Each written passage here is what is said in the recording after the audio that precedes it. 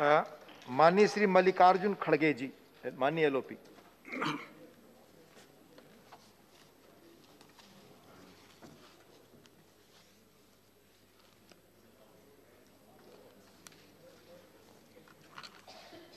माननीय उपसभापति जी,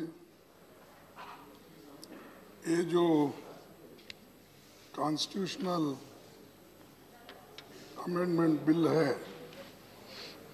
2021 का,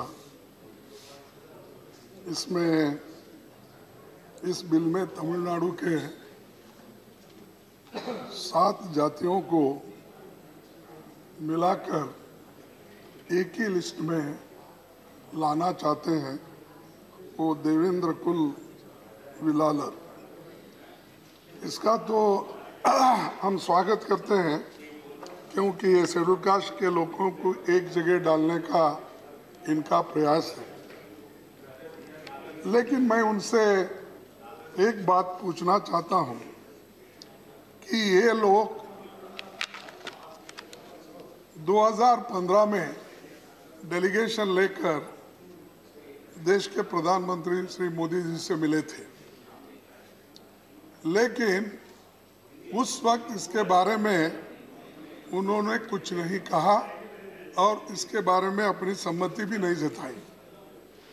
लेकिन अब तमिलनाडु में इलेक्शन आए हैं, इसीलिए इन 7 जातियों के लोगों को समाधान करने के लिए और उनका जो डिमांड था वो डिमांड फुलफिल करने के लिए अब ये अमेंडमेंट बिल लाए हैं। तो इनकी नीयत ठीक नहीं है और नीति में भी ये लोग गलत रास्ते पे चल रहे हैं। अगर करना ही है, बहुत दिन से ये डिमांड उनका था, तो आप 2015 में ला सकते थे। आज तो बहुत से बिल यहाँ आ रहे हैं कि 2 दिन में तैयार होते हैं, तीसरा दिन वहाँ पर पेश होता है, चौथा दिन यहाँ पर भी पास होता है।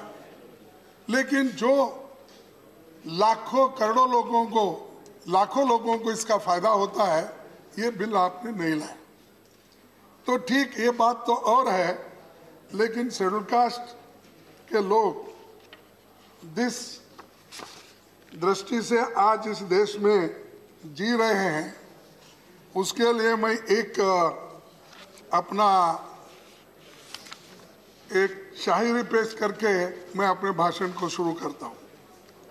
जज्बा है शोक शहादत को क्या कीजिए, जज्बा है शोक शहादत को क्या कीजिए, अब तो हमने भी हाथों में ये सर ले लिया। कत्ल होने से आखिरी कब तक डरे, कत्ल होने से आखिरी कब तक डरे, जब कातिलों के मोहल्ले में घर ले लिया। अब तो हमारी हालत ये है, हर जगह ये लोगों का कातिल होता है, खून होता है। उनके बारे में कभी आपने इस हाउस में रोया नहीं, लेकिन जब आपको चाहिए तब आप रोना भी सीखे हैं, हंसना भी सीखे हैं, दूसरों का मजाक उड़ाना भी सीखे हैं। लेकिन मैं एक बार हारा हूँगा, आप 100 बार हारे। Don't talk that please. आप मैं जिंदगी में पहली बार हारा हूँ, लेकिन आप हारते ही आए हैं। प्लीज आप बैठकर आपस में ना बात करें। आप माननीय बैठे जगह मत कमेंट करो प्लीज। आप जो भी कह रहे हैं रिकॉर्ड में नहीं जाएगा। प्लीज माननीय मंत्री। Thank you very much. Please आप बैठ। सर, इस देवेंद्र कुल बिल्लार के पहले से भी शेड्यूल कास्ट में है, और ये जो इस वक्त इनको एक जगह लाया है, मैंने पहले ही बोला कि इसको हम स्वागत कर रहे हैं। लेकिन एक बात हम सबको ध्यान में रखना चाहिए, क्योंकि हमेशा हम शेड्यूल कास्ट को कुछ देना है या शेड्यूल कास्ट के लिस्ट में लाना भी है, तो हम ऐसा समझते हैं कि उनके ऊपर बहुत बड़ा उपकार कर रहे हैं। आप ये नहीं सोचते कि ये जो शेड्यूल कास्ट लिस्ट बना खासकर अछूतों के लिए जो डॉक्टर बाबा साहब अंबेडकर ने लड़ा, ये सिर्फ संविधान आने के बाद ही नहीं हुआ रिजर्वेशन का। इससे पहले बाबा साहब अंबेडकर 1919 में जो साउथबर्ग कमेटी थी, उसके सामने उन्होंने अछूतों के बारे में और उनके हकूक के लिए उन्होंने लड़ा। उसके बाद में 1929 में साइमन कमीशन के सामने भी उन्होंने ये बात रखी। उसके बाद राउंड टेबल कॉन्फ्रेंस में 1930, 31 और 32 के तीनों राउंड टेबल कॉन्फ्रेंस में उन्होंने अपने बात को रखकर उन्होंने कहा कि ये जो अस्पृश्य लोग हैं, अनटचेबल्स पर्टिकुलरली, इनके लिए पॉलिटिकल रिजर्वेशंस होना चाहिए, एजुकेशन और एम्प्लॉयमेंट में रिजर्वेशन होना चाहिए। इसके लिए उन्होंने लड़ा। लड़ने के बाद फिर 1946 में भी उन्होंने कैबिनेट मिशन के सामने भी ये बात रखी और 1947 में भी कॉन्स्टिट्यूंट असेंबली के सामने उन्होंने पेश किया। इससे पहले ये जो रिजर्वेशन आया, इसको 1932 में महात्मा गांधी जी ये नहीं चाहते थे कि शेड्यूल कास्ट के लोग यानी अछूत लोग अलग से स्पेशल यानी प्राइवेट अपना सेपरेट रिजर्वेशन नहीं, ठीक नहीं है। वो part and parcel of Hindu के हैं, इसीलिए उनको सेपरेट इलेक्टोरेट रिजर्वेशन देना ये ठीक नहीं होगा, तो उनका कहना था। क्योंकि वो चाहते थे कि देश को एकता के साथ रखे और सभी मिलके आज़ादी के लिए लड़े। तो ये जो चीज़ें हैं बाकी के सामाजिक न्याय का है या सामाजिक समानता का है या सामाजिक एकजुट करने का काम है, ये हम आज़ादी के बाद इसको सुलझा सकते हैं। तब गांधी जी की ये मंशा थी कि सेपरेट इलेक्टोरेट नहीं, और इवन रिजर्वेशन के बारे में उनको थोड़ा रिजर्वेशन था। लेकिन आखिरी में जब बाबा साहब अम्बेडकर जिद पकड़े, तब सभी ने मिलके, महात्मा गांधी जी, श्री राजगोपालाचारी, मदन मोहन मालवीय, सर तेज बहादुर सप्रू, ऐसे बड़े बड़े नेता जो कांग्रेस के थे, सभी ने मिलके गांधी जी को भी मनवाया और ये कहा कि देश के हित में अब हम सेपरेट इलेक्टोरेट के बजाय रिजर्वेशन दे सकते हैं। तो ये 1932 में एरोडा जेल में पूना पैक्ट हुआ और वो पूना पैक्ट के आधार पर आगे जो कॉन्स्टिट्यूशन में भी इसको जगह मिली। तो ये किसी की देन नहीं है, ये कम 1919 से इसको लड़ते लड़ते लड़ते आए हैं, अब मिला है। लेकिन अब इधर इधर क्या हो गया, खास करके ये हमारे आरएसएस के लोगों को भी ये हुआ है कि भाई ये संविधान में ये सब कुछ है, इसीलिए हम संविधान ही बदल डालेंगे। उनकी अरे ये भागवत ने कहा, बैठो भाई, मैं बोलता हूँ तारीख के साथ, कब बोले कहाँ बोले ये बोलता। प्लीज मोहन भागवत जी प्लीज देखिए। Okay, reference to any organization, and derogatory to any other organization should not be made. it is not a derogatory.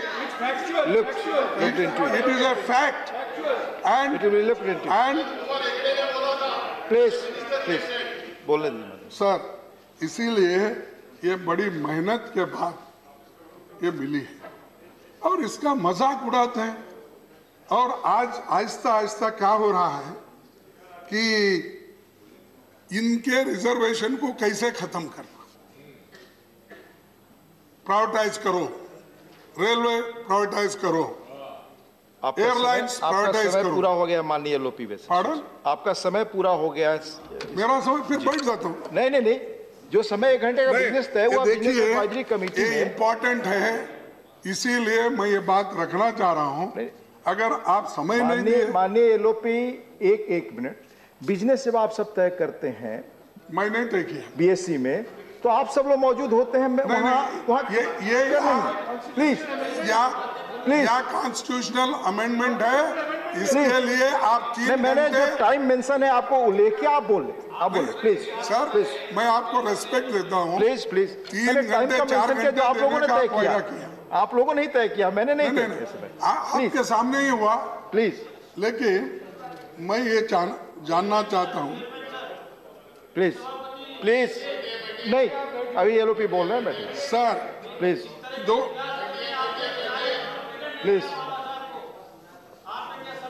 Please अरे मालूम है तुम क्या, तुम आप बैठे, आपकी बात रिकॉर्ड पे नहीं जाएगी, आपकी बात रिकॉर्ड पे नहीं जाएगी। माननीय एलओपी बोल, प्लीज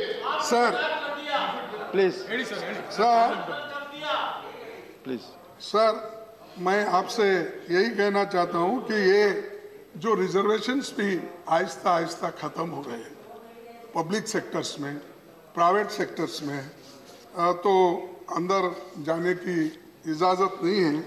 लेकिन चंद आंकड़े देता हूं, क्योंकि उधर के नेता लोगों को भी ये मालूम होने दो, खास करके अब सेंट्रल गवर्नमेंट में कितने वैकेंसीज हैं। मैं ये नहीं जानता रेलवे में कितने हैं, डिफेंस में कितने हैं, पोस्ट में कितने हैं, एटॉमिक एनर्जी में, फाइनेंशियल सर्विस में, रेवेन्यू में। आज हर इलाके में 50% से ज्यादा वैकेंसीज शेड्यूल कास्ट। और अब एक ही उदाहरण, हमारे गोयल साहब गए शायद, रेलवेज में टोटल वैकेंसीज 9,767 एससीज के लिए है, और अब अनफील्ड कितने हैं, 5,559, यानी 56% वैकेंसीज। डिफेंस में 1,649 में 1,413, 85% वैकेंसीज है। पोस्ट में 1,379 में 393, 28% है। एटॉमिक एनर्जी में 72% है। फाइनेंशियल सर्विसेज में 14 में क्या थी, आप बात किए, वहां बैठे हैं। प्लीज, ठीक है, मैं मानता हूं कोई अगर गवर्नमेंट माननीय एलओपी आप नहीं की, इसका मतलब यह नहीं कि तुम नहीं करना।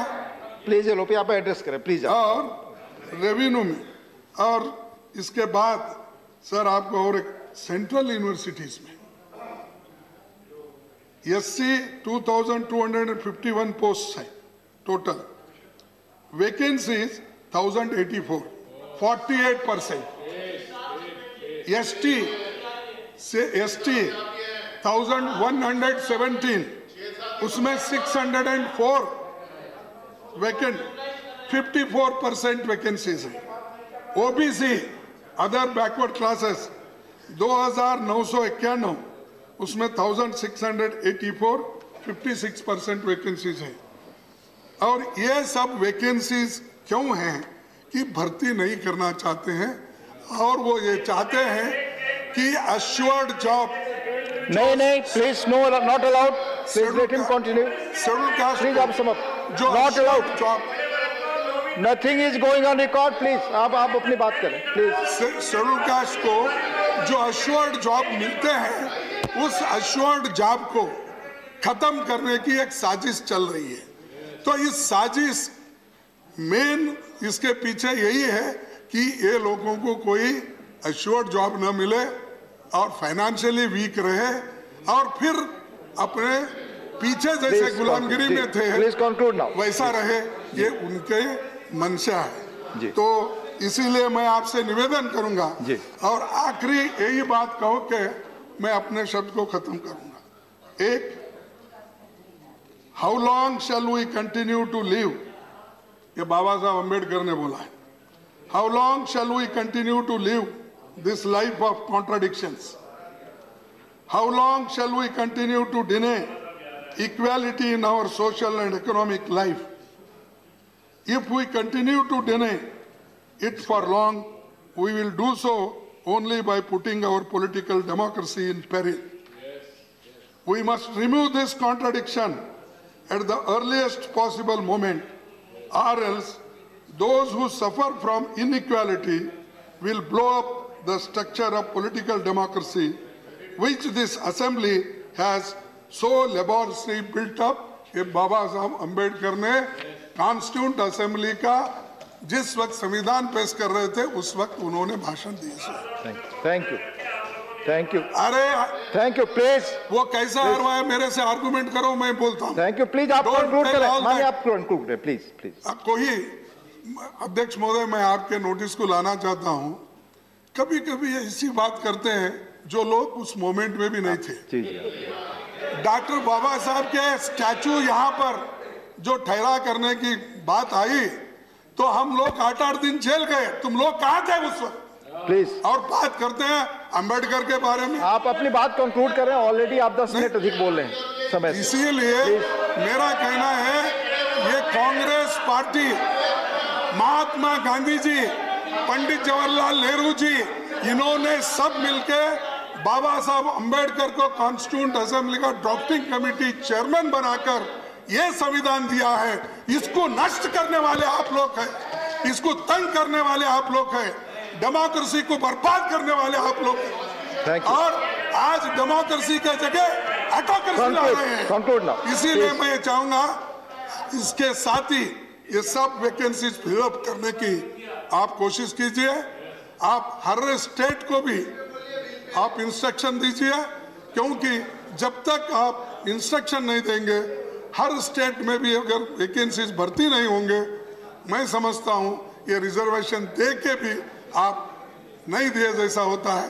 एक हाथ से दे रहे हो, दूसरे हाथ से ले रहे हो, ऐसा नहीं होना।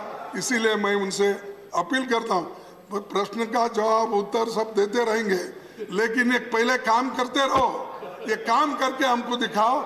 यही कहते हुए मेरे शब्दों को समाप्त। Thank you. माननीय भूपेंद्र यादव जी।